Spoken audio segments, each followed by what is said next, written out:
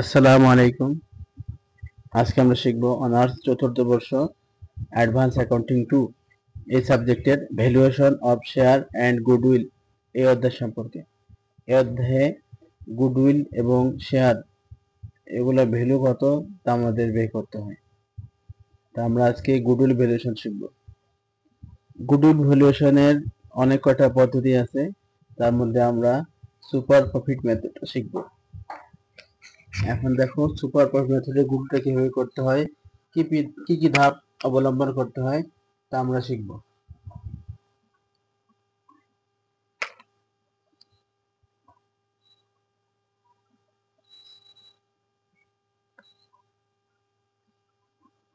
দেখো, গুডউইল বা সুনাম এটা বের করতে হলে এটা সূত্র হচ্ছে সুপার প্রফিট, এটাকে নাম্বার অফ ইয়ার পারচেজ দিয়ে গুণ করতে হয়। Super profit into number of year purchase. Super profit এটা হচ্ছে অতি মুনাফা, এটার সাথে নাম্বার অফ ইয়ার পারচেজ গুণ করলে আমাদের গুডউইল বা সুনামটা বের হয়ে যাবে।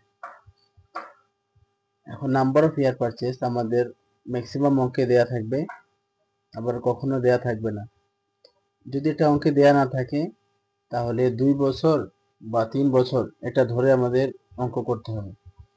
কিন্তু সুপার প্রফিট এটা আমাদের অঙ্কে দেয়া থাকবে না, এটা বের করতে হবে।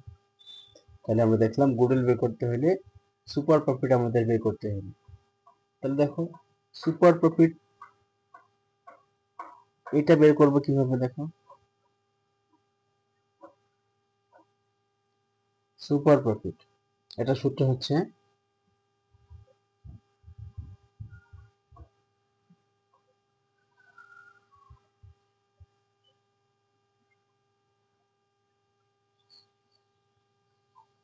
অ্যাভারেজ মেইনটেনেবল প্রফিট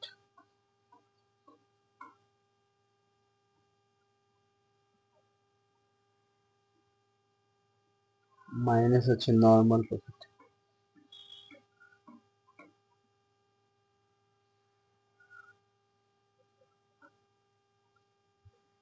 অর্থাৎ অ্যাভারেজ মেইনটেনেবল প্রফিট নর্মাল প্রফিট থেকে কতটুকু বেশি বা কতটুকু অতি মুনাফা হচ্ছে, এটা বিয়োগ করলে আমাদের পার্থক্যটা বের হবে। এই পার্থক্য আমরা বলি সুপার প্রফিট বা অতি মুনাফা।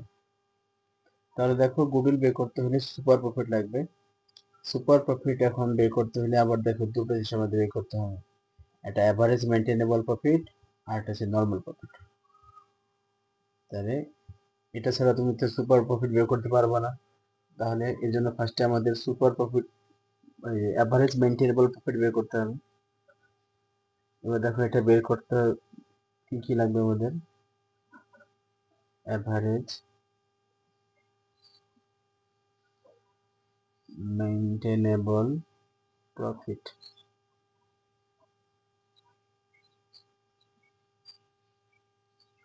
এটা করতে হলে ফার্স্টে আমাদের অ্যাভারেজ প্রফিট এটা বের করতে হবে।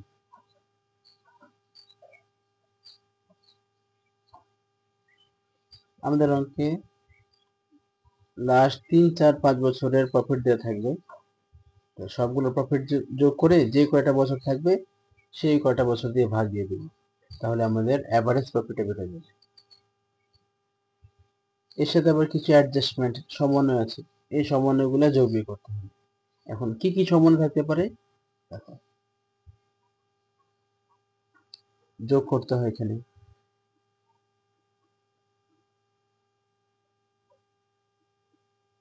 ইন্টারেস্ট অন ডিবেঞ্চার বা বন্ড বা ডেট লোন, মানে দীর্ঘমেয়াদী কোনো দায় থাকলে তার সুদটা এখানে যোগ করতে হয়। আমরা নরমালি সবসময় এগুলো বিয়ে করছিলাম, কিন্তু আমাদের এই অঙ্কে যোগ করতে হবে। তো এটা আমরা পরবর্তী ভিডিওতে শিখবো কেন এগুলো যোগ কেন বিয়ে করতে হয়। লেস বাদ দিতে হবে interest on idol investment.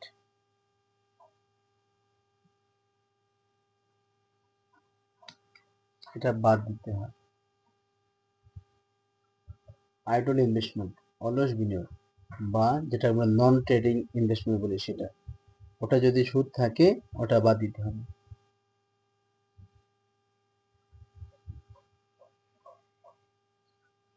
Less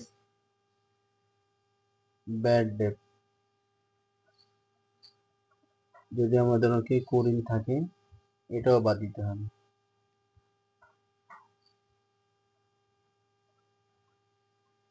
less depreciation, অবচয়, আমাদের অঙ্কে যদি অবচয় থাকে এটাও বাদ দিতে হবে।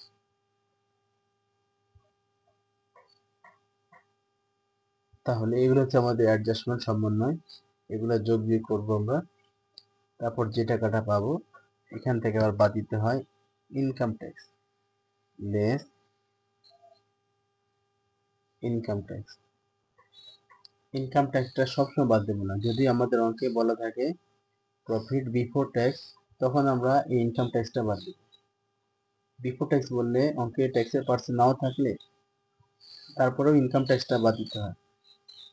অঙ্কে যদি কোনো পার্সেন্ট না থাকে তাহলে 40% তুমি ট্যাক্স ধরে বাদ দিতে পারবে। এই যে ইনকাম ট্যাক্স বাদ দিবা, তখন যে টাকাটা পাবা তার নাম হচ্ছে অ্যাভারেজ মেইনটেনেবল প্রফিট। তাহলে দেখো অ্যাভারেজ মেইনটেনেবল প্রফিট কিভাবে করব। ফার্স্টে অ্যাভারেজ প্রফিট, এখান থেকে কিছু সমন্বয় আছে এটা যোগ বিয়োগ করতে হবে, যেমন ঋণপত্র বা ডিবেঞ্চার বন্ড এগুলোর সুদ থাকলে এটা যোগ করতে হবে, আইডল ইনভেস্টমেন্টের সুদ যদি থাকে বিয়োগ করতে হবে, ব্যাড ডেট ডেপ্রিসিয়েশন এগুলো বাদ দিতে হবে। এগুলো সব যোগ বিয়োগ করার পর যে টাকা থাকবে এই টাকার উপর মূলত ট্যাক্সটা ধরতে হবে। প্রশ্নে পার্সেন্ট থাকলে পার্সেন্ট অনুযায়ী, না হলে 40% ট্যাক্স ধরে বাদ দিয়ে দিবে। তাই আমাদের বের হয়ে যাবে অ্যাভারেজ মেইনটেনেবল প্রফিট। এখন দেখো আমাদের আরেকটা প্রফিট লাগবে, এটা হচ্ছে নর্মাল প্রফিট। এবার দেখো নর্মাল প্রফিট এটার সূত্র কি,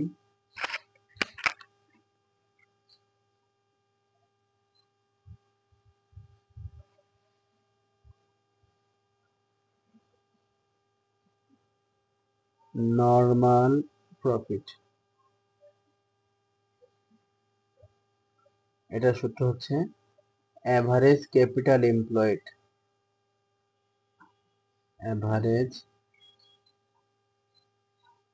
ক্যাপিটাল এমপ্লয়েড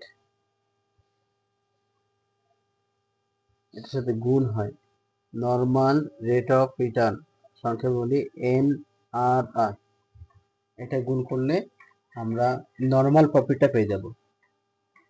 তাহলে দেখো এখন নর্মাল প্রফিট বের করতে হলে আবার একটা আমাদের বের করতে হবে অ্যাভারেজ ক্যাপিটাল এমপ্লয়েড।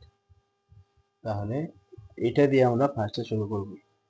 তাহলে দেখো এটা বের করবো কি, NRRটা আমাদের পোস্টে দেওয়া থাকবে, অনেক সময় আবার বের করতে হয়, কিন্তু অ্যাভারেজ ক্যাপিটাল এমপ্লয়েড এটা আমাদের বের করতে হবে, গড় বিনিয়োজিত মূলধন।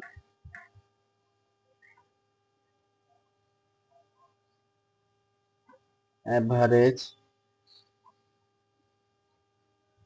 ক্যাপিটাল এমপ্লয়েড, এই দেখো এটা এখন আমরা বের করব। এখন এটা বের করতে হলে দেখো কি কি আসবে আমাদের এখানে,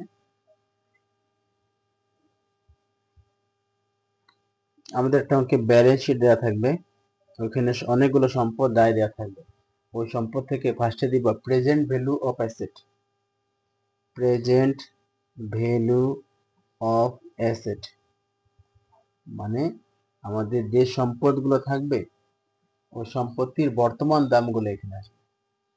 এখানে অনেক গুরুত্বপূর্ণ একটা বিষয় হচ্ছে এই প্রেজেন্ট ভ্যালু অফ অ্যাসেটে কিছু সম্পদ আমাদের আসবে না। এখন কি কি সম্পদ আসবে না এটা মনে রাখতে হবে। তো ফার্স্ট হচ্ছে গুডউইল আসবে না,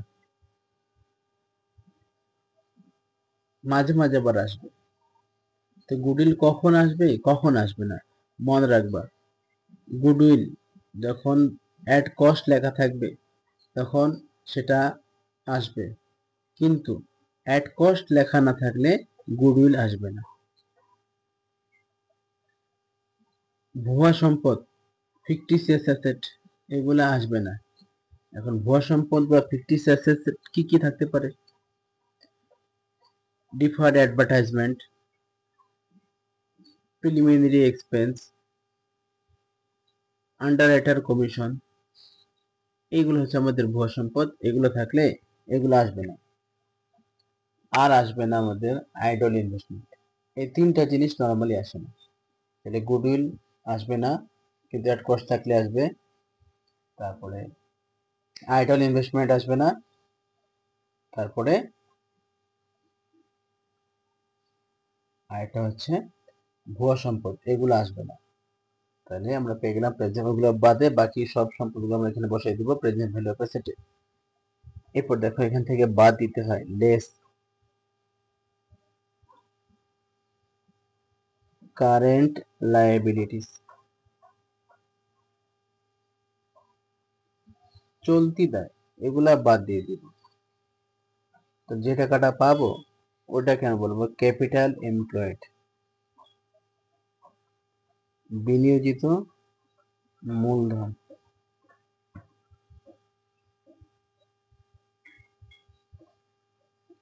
এরপর আবার বাদ দেব লেস, আমাদের তো অ্যাভারেজ করতে হবে। অ্যাভারেজ করতে হলে আমাদের এখান থেকে আবার বাদ দিতে হয় হাফ অফ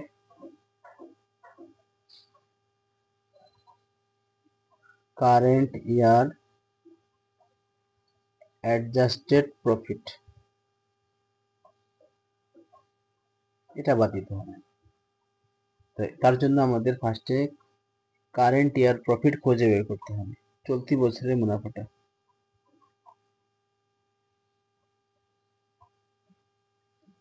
এটা আমরা যে বছর অঙ্ক করব সেই বছরের প্রফিটটা আমরা এখানে কারেন্ট ইয়ার প্রফিট হিসেবে দেব। তাহলে এটা আবার অ্যাডজাস্টমেন্ট করতে হবে। ও যে এর আগে আমরা যেখানে পাইছিলাম অ্যাভারেজ মেইনটেনেবল প্রফিট বের করার সময় এই কয়টা সমন্বয় যদি থাকে তাহলে এখানেও আসবে ওইখানেও আসবে। যদি যোগ হয় তাহলে যোগ করে দেব, আর যদি বিয়োগ হয় তাহলে লেস করে দেব। অ্যাডজাস্টমেন্ট গুলা মানে সেম অ্যাডজাস্টমেন্ট ওইখানে যেই কাজ করছিলাম ওই অ্যাডজাস্টমেন্টটা আবার এখানে যোগ দিয়ে করব। তাহলে যে টাকাটা পাবো এটাকে আমরা বলবো কারেন্ট ইয়ার অ্যাডজাস্টেড প্রফিট। তারপর এখান থেকে আবার বাদ দিতে হবে লেস ইনকাম ট্যাক্স,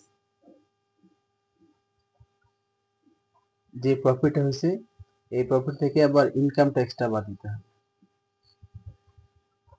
তখন যে টাকাটা পাবো এর নামই হচ্ছে কারেন্ট ইয়ার অ্যাডজাস্টেড প্রফিট। তাহলে এখন আমাদের তো হাফ করতে হবে আবার, তাহলে লিখবো সুতরাং half of current year adjusted profit. তার মানে এখানে আমাদের যে প্রফিট এই যে হয়েছিল এটাকে 2 দিয়ে ভাগ দিব, তাহলে হাফ হয়ে যাবে। এই টাকাটা আমরা ভাগ করে এই যে এই দ্বিতীয় ঘরে বসাই দিব। তাহলে ক্যাপিটাল এমপ্লয়েড থেকে half of current year profit বাদ দিব, তখন যে টাকাটা পাবো এর নামই হচ্ছে অ্যাভারেজ ক্যাপিটাল এমপ্লয়েড।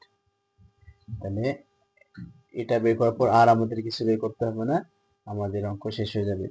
তাহলে দেখো আমরা বুঝে গেছি আমাদের এই যে গুডউইল বের করতে হলে আমরা ফার্স্টে এটা গুগল বের করতে পারবো না, এটা একটা নির্দিষ্ট ধাপ আছে, একটা পর একটা করতে হবে। আমরা ফার্স্টে গুগল করতে গেছি তো সুপার প্রফিট এটা লাগতেছে, এটা সুপার প্রফিট বের করতে আবার অ্যাভারেজ মেইনটেনেবল প্রফিট নরমাল প্রফিট লাগতেছে। তার মানে আগে এগুলো তুমি করতে পারবে না। তুমি ফার্স্টে এই যে আমি ধাপ করে দিচ্ছি তোমরা এই ধাপে করবে। তাহলে এটা করবা স্টেপ 1 এ, স্টেপ 1। তাহলে ফার্স্ট স্টেপে তুমি অ্যাভারেজ ক্যাপিটাল এমপ্লয়েড বের করে ফেলবে।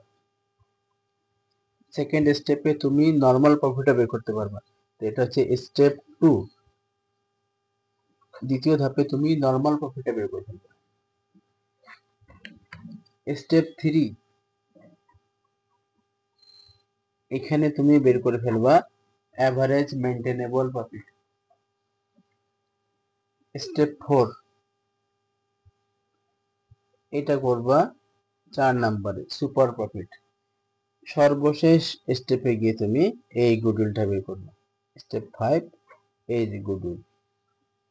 এখানে আরেকটা জিনিস মনে রাখবা, গুডউইল বের করতে হলে সুপার প্রফিট লাগবে।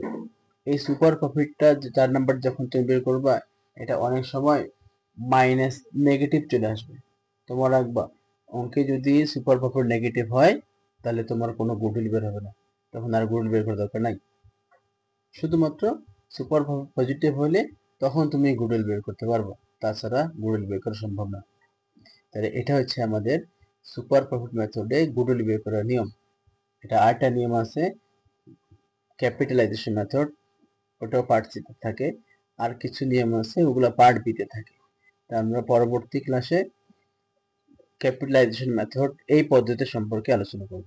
তাহলে আজকে এখানেই সমাপ্ত। আল্লাহ হাফিজ।